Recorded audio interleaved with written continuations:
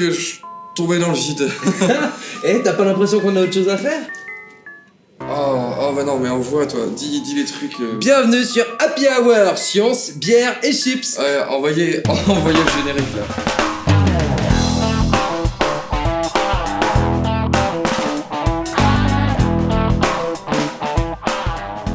Je sais pas si tu sais, mais on passe à peu près un tiers de notre vie à dormir. Et si on fait à peu près le calcul, eh bien ça va correspondre à 6 ans de notre vie à rêver. Bon, nous savons tous à quoi ça sert de dormir. Ça permet de se reposer, de conserver son énergie.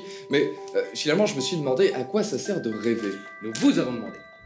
Je pense qu'on a une part de choses qu'on a envie d'expulser et ça part dans les rêves. Ouais, et puis ça peut révéler aussi des trucs chez nous. C'est le subconscient qui se réveille pendant les rêves qu'un truc qu'on peut pas contrôler pendant la journée vu qu'on est réveillé. Ok. Ça sert à exprimer tout ce qu'on voit dans la journée, se reforme dans notre tête, ce qui nous permet de réfléchir. Subconscient, ouais, je pense que ça nous fait réfléchir à des choses. Ouais. Vous nous avez dit subconscient, révélation, ou cela fait réfléchir. Finalement, dans l'ensemble, vous avez dit le rêve sert à mieux nous connaître. Bon, alors ici, vous nous avez parlé du rêve selon la psychanalyse de Freud. Freud, c'est lui. C'est Sigmund, son petit prénom. Selon Freud, le rêve révèle l'existence de tendances non conscientes, refoulées dans l'inconscient de l'individu. On peut donc interpréter les rêves. Vas-y, Pierre, est-ce que tu aurais un exemple? Rêver de tomber dans le vide nous alerte sur un projet en cours qui aurait trop d'envergure. En science, on définit le rêve comme un scénario, une perception, une pensée, une émotion, ressentie pendant le sommeil et récitée au réveil. Ok, bon. Mais est-ce qu'on est vraiment les seuls à rêver? Non, je pense pas, parce que mon chien, elle fait des trucs bizarres quand elle dort. Ouais. C'est sûr, on dirait qu'elle se bat contre. D'accord. Je pense pas. Oui, mon chien, il fait des trucs bizarres. Ouais, pareil. On les voit dans leur comportement là, quand ils dorment, ils bougent, Ok. On les entend un peu miauler, ce genre de trucs, je pense qu'ils rêvent aussi. Bon, les animaux rêvent, d'accord, mais ils nous racontent pas vraiment grand-chose. Mais de quoi rêves-tu? Comme vous l'avez dit, on a tous vu nos animaux de compagnie en train de réagir bizarrement pendant le sommeil. Eh bien, ces comportements facilement visibles chez nos petits mammifères permettent d'en apprendre un peu plus sur leurs rêves.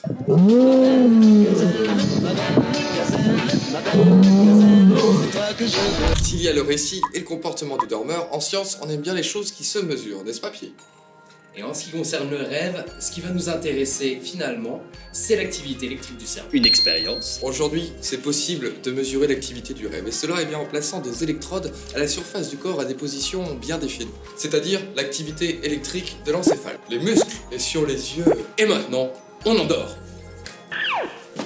Pendant l'éveil, naturellement, tout est en activité. La phase de sommeil lent ou profond qui va durer environ 1h30, une seule différence, les yeux ne bougent plus sous les paupières. La phase de sommeil paradoxal, le mouvement des yeux reprend et l'activité du cerveau s'intensifie. Durant cette phase, le tonus musculaire est nul, c'est-à-dire qu'on subit une paralysie quasi totale. Et en regardant cette vidéo du pauvre Biscuit, la désactivation de cette paralysie peut s'avérer fort douloureuse. Bien que les rêves soient plus intenses en sommeil paradoxal, et ben en réalité, on rêve tout le temps. Et cela est valable même pour les rêveurs qui ne se souviennent jamais de leurs rêves. Pour savoir à quoi sert le rêve, on a été jusqu'à traquer le sommeil paradoxal au sein de l'évolution des espèces. Allez, c'est parti, Pierre. C'est parti.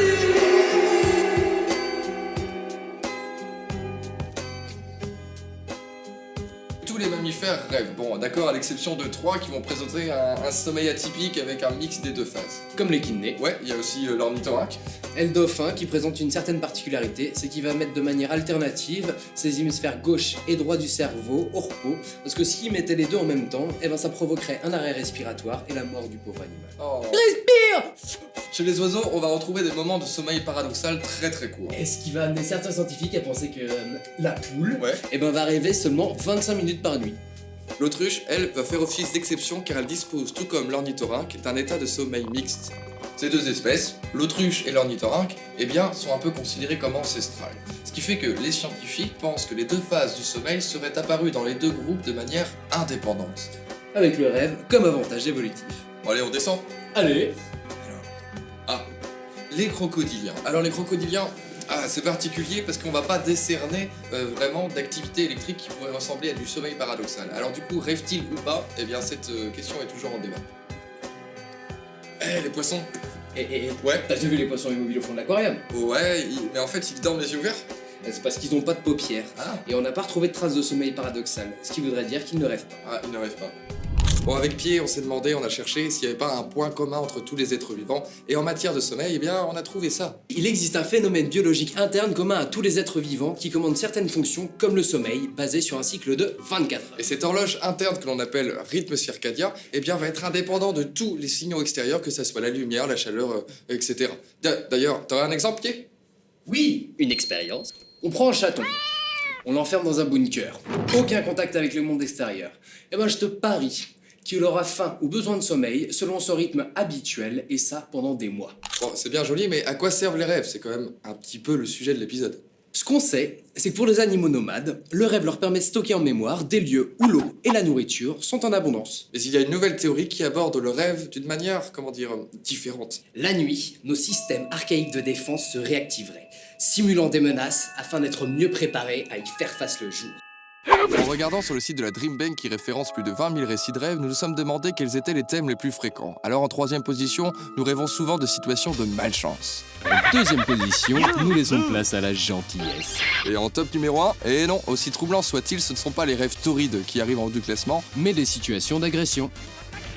Alors attends, si je comprends bien, lorsqu'on rêve souvent avec plein de gens, et ça se passe super mal. Tu as des doutes? Ok. On va présenter une expérience réalisée par le docteur Arnulf qui soutient cette théorie. Un sondage a été réalisé dans une promotion d'étudiants en médecine. Sur 308 étudiants, 188 récits de rêves ont été recueillis.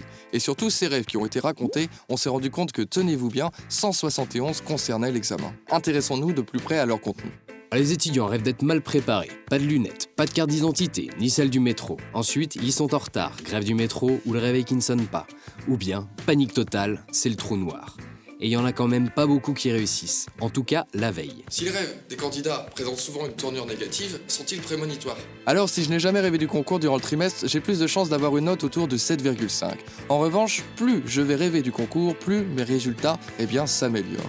En conclusion, cette expérience met en valeur une fonction essentielle du rêve, l'anticipation aux épreuves futures. Je veux rêver du concours. Une mise en situation négative peut procurer un gain cognitif. Le cerveau s'entraîne un peu comme un joueur d'échecs à se mettre dans des situations négatives pour être mieux entraîné le lendemain, pour faire face à des situations de stress par exemple. D'ailleurs, on pourrait généraliser cette théorie au monde animal par des situations de combat ou encore de chasse par exemple. Il va falloir que tu me laisses la place, parce que moi j'ai besoin de rêver pour anticiper à demain. Hop, hop, hop, hop. Ouh, oui. Oh oui. Merci à vous d'avoir regardé l'épisode, merci de suivre la Be Aware. Alors évidemment, vous pouvez vous abonner sur YouTube ou suivre le lien Facebook dans la description. Surtout, n'oubliez pas la vidéo pilote. Et puis voilà, nous on apprécie ce qu'on fait. Restez curieux, surtout, n'hésitez pas à donner vos idées pour les prochains. Et justement, j'ai envie de dire à la prochaine. Allez, Salut. ciao.